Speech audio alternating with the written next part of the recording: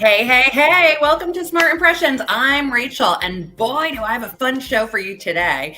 If you have been in a situation where you are just struggling to really get that resistance or at least that continuation, that connectivity of your customers online, offline, and just through the power of connecting more, then this show is for you. It's about how we could utilize and empower sound to be part of that journey from a customer acquisition. And our show is called Sonic Branding. It's all about building trust and credibility through our beautiful little ears here through sound. And so welcome to the show.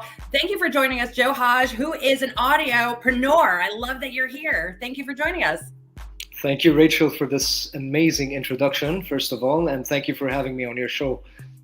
So nice to have you here in the studio, or at least digitally online, where we can really explore and highlight some of your expertise. And so, we briefly started with this journey of people are missing sound. They're missing sound in their advertising, their elements, their personal branding. What is happening and why are they doing so? I feel like most people and businesses rely only on copy, text, or visual ways to deliver their message. And unfortunately, sound is often underestimated or simply forgotten. Yeah, well, that's unfortunate because I hear pretty clearly we got music in the background to keep this, the music energizing so that it's just this dead zone. But what are other ways that you see that businesses should really be utilizing sound in their day-to-day kind of engagement? Well, there are many ways to start, and number one is to know the power of sound. So, for example, sound has a very unique way of really bringing emotions to mind. Like you and I well know, as musicians, that if you listen to a sad piece of music, you are going to feel sad. And on the opposite spectrum, if you're listening to like lively tunes, you're really going to feel like energized, pumped up, motivated. So in that sense, sound has a very unique way to tap into people's emotions and also influence their perception in ways that visual or text can't. I love that. So, if you're listening and you like to go dance, you clearly probably must be a fan of music, right? Because that music, you're going to feel it in your body. You're going to move with it. That music preference is going to be based on your environment, and utilizing that with your branding, your personal brand strategy, and even more so with sales professionals, because I think there's a great opportunity there. And so I want you to give us a little more insight of exactly what makes pitches or sound in these kind of conversations more memorable and persuasive. Absolutely. So when it comes to sales, people can really use sound as a secret weapon. So, for example, if it's a Sonic logo on top of their visuals at the beginning or at the end of their presentation, or even a piece of music playing during their presentation, or number three, it could be a voiceover talent narrating the entire presentation. These subtle ways and like easy ways could really make an entire difference. For example, let's think about how supermarkets pump up lively, upbeat music to entice people to make impulse purchases, buy on impulse. Or on the other side of the spectrum, if you're sitting at a coffee shop, for example, and that coffee shop is playing relaxing, chill, ambient music, it's gonna make you want to stay longer at the cafe and eventually order more coffees or a snack here, a snack there. So in that way, sound can really influence our decisions as well, and major brands know that, and they're using it to their advantage. There's no doubt there's a lot of customer touch points there, and I'm just thinking while you're talking, I've been working at restaurants, and I just say the music's horrific. I got to get out of here, and that's really impacting the bottom line of that business. But I wonder about that playlist and who's thinking about it, and what's their journey of really discovering and making a conscious decision that really empowers that purchase engagement and that profitability priority, right? Mm-hmm. Mm-hmm. And for example, Rachel, like right now, the perfect example is your talk, your podcast right now. You're playing music in the background, and that type of music is really relaxing, so casual conversation, which is perfect. That's one of the ways that sales professionals or podcasters even can use sound to their advantage. I always tell people that the sounds that they use for their branding and communications really set the emotional tone for their pitch, or they represent the brand's vision, values, and goals. Mm. That's the big thing to discover and uncover, because I think, once you have to understand that, and that becomes a branding conversation. So I know you're a voiceover artist, nominated for some awards already. So you're out there in the field, you're talking to brands and reading, theoretically copywriting, to have certain tones and voice and really make that impact with the end customer, right? Absolutely. At the end of the day, if you're pitching, if you're presenting, like if you have a presentation to a client, the point is not just to be heard and understood. It's also about making your audience feel your message, feel what you're presenting. And one way to do that is through the power of sound. Subtle differences, subtle cues can make all the difference in a presentation. Yeah. And I mean, when it comes to body language, I was just talking to someone about body language. These are all subconscious clues.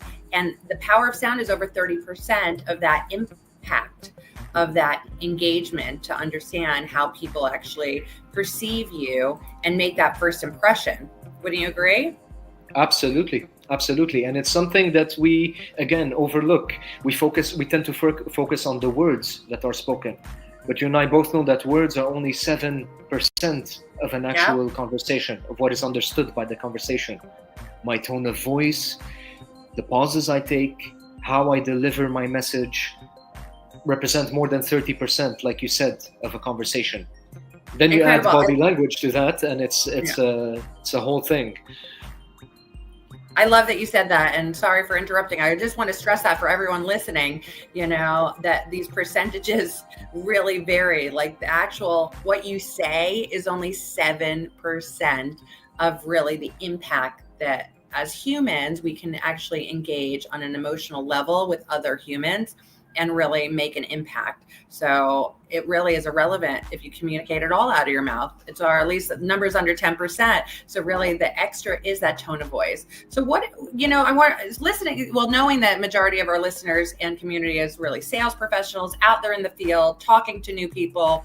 There's a lot of different cultural influence here in the UAE and in the Gulf region in general. What are some of these tips that you're seeing, or at least that you prioritize when it comes to engaging these kind of conversations with people from different nationalities?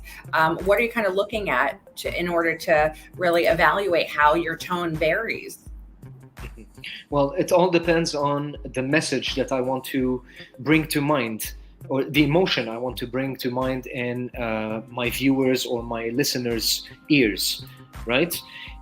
For example, let's say that I'm a brand that represents luxury items and innovation and technology, then that's going to be a specific type of music that I'm going to use in the background. Whether on the other hand, I'm a brand like Amazon, for example, then that's going to be another type of music entirely. Because the tone, the genre of music that you use will also set the tone for your communication, right? Like an ad for Amazon, a radio ad for Amazon is going to be energetic in terms of vocal performance. The music in the background is going to be a funky, upbeat pop genre of music, so that the entire message makes sense with the words, the music, and the tone of voice. That you make sure that people who are listening to you get that message. Oh, Amazon is an exciting, out there brand. Am I making sense? Absolutely. I mean, I'm just thinking it from a step-by-step process, like before you engage in any voiceover artist or think of a music that you're going to use in your brand. I mean, it's a pretty substantial decision because it really impacts that emotional connection with the consumer. So you got to first make sure you know who you're talking to, right? Absolutely. So if we're And talking so, in terms of practical steps, yeah. I would say number one is to make a list or make an audit of your current sound. Is your brand, or are you as a personal brand using sound? That's number one. If you're not using sound, you should ask yourself questions like, what are your brand's vision, values, and goals? And then consider, based on these, what type of music aligns best with the image that you want to give out of your brand. And then use that information in all your promotional content, whether it's presentation, video, like reels on Instagram or on LinkedIn or on social media, your ads, your website. So these will give you like a guide or guidelines to the types of sound you should use for your brand. That's number one, to audit your sound presence in a way. Number two would be to create a unique sonic logo or sonic identity that goes with your brand. And the goal here is, again, to, if you have any knowledge of audio production or any musical skills, that's great. But if you don't, invest in a professional to help you do that. There are people who do that for a living and who've dedicated their entire lives to do just that. That's the way I see it, at least. If I'm investing in myself, I'll get a greater return than if I'm just, doing things on the fly and doing multiple things at once. So number two, again, is to develop a unique sonic identity. Number three, I would say, is to make sure that you're using that sonic identity consistently and on all your touch points. So let's say, for example, you have a podcast, you're on YouTube, you have a website, and you're on all social media platforms, LinkedIn, Instagram, Facebook. Make sure that you include that sonic identity, that sonic logo at the beginning or at the end of all your videos, to make sure that it's like the introduction to your brand. You hear a sound. So what do I mean by sonic logos? Just to go back a little bit and to give some clues to our listeners. Think of the famous Nokia ringtone, right? Or the McDonald's I'm loving it jingle. Yeah. Right? I'm loving it, McDonald's. Right, we all know exactly. that. Exactly. Right? Or when you switch on Netflix, you hear that ta-dum. Yeah. And you immediately know, you recognize that sound, and it creates an instant bond between you and the brand that you're going to interact with. Right? Whenever you switch on Netflix and you hear that ta-dum, you know that it's going to be the start of an enjoyable viewing experience. So by creating that sonic logo for your brand, created uniquely for your brand, whether it's a business, whether it's B2B or D2C, or even a personal brand, and playing it consistently across all your platforms, you're going to make sure that people are going to remember you because you're playing it over and over. I love that. I love that. I love it. Love it. Love it. It just reminded me, my husband has the Emirates sound tone on his ringtone on his phone. I guess he really has a positive experience on that flight, because he's like impacted. Now it's a daily reminder of that feeling and emotion that he feels when he flies. So it really resonates, but the power of that music can really have a ripple effect with your customers and that journey. And it's a shame. I'm telling my listeners, if you are not using sound, if you're making content, if you're creating video, if you're using any of these social platforms, even if you're, engaging with communication on any level, are you looking at sound? Have you evaluated it? Does it align with your vision and mission? Because that's exactly what Joe's here to talk about and remind you to start today. And I love this, Joe. You can't believe that our time flies by so quickly, but I'm passionate about what you're doing because it does connect us on a human level that no matter what can never be replaced. And I love that you're sharing your expertise here with our community. So thank you for being here and sharing these steps. My pleasure. So I just stress for anybody that has explored it, has thought about it, or even realized during the show that they haven't even considered it, then you got to get in touch. Joe is not only the CEO of JH Audio and Consulting, but he's here to he's an expert in this space, helping brands elevate through the power of sound and being able to do that effectively for your business. And sometimes you just need that expert to come in and look at what you're doing, because that audit and having eyes from a third party is going to give you visibility that you may not have. Wouldn't you agree, Joe? Absolutely. And by playing the same sound consistently over and over and on all your touch points, you make sure you remind people of your presence, number one. You reinforce your brand identity, number two. And in a way, you're uploading your brand into your audience's mind. Yeah, and the power of sound. I just want to remind you, if you're listening to the radio, some of those radio ads, they come out during your sleeping time when you're dreaming, and just go, oh my God, there's that insurancemarket.ae guy. I got my kids singing them in the car because they're so strong. Some of this music really, really resonates with your customers. So don't wait another second. This is your reminder. Use sound in your business with your customers and really impact their audio, interpretation to emotionally invigorate the senses. And Joe, you're doing it, and I love it. And I wish you the best of luck in everything you do. If anyone who's listening wants to connect for more information, you know how to find him and reach out so he can help bring sound to your brand and bring it alive. So thank you so much again. Thank you. My pleasure.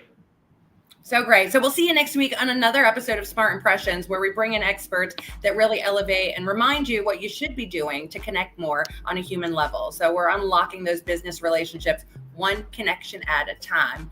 I'm going to turn on the music and have some fun. I hope you do the same. So have a great day, okay? Bye, Rachel. Thanks again. See you next week.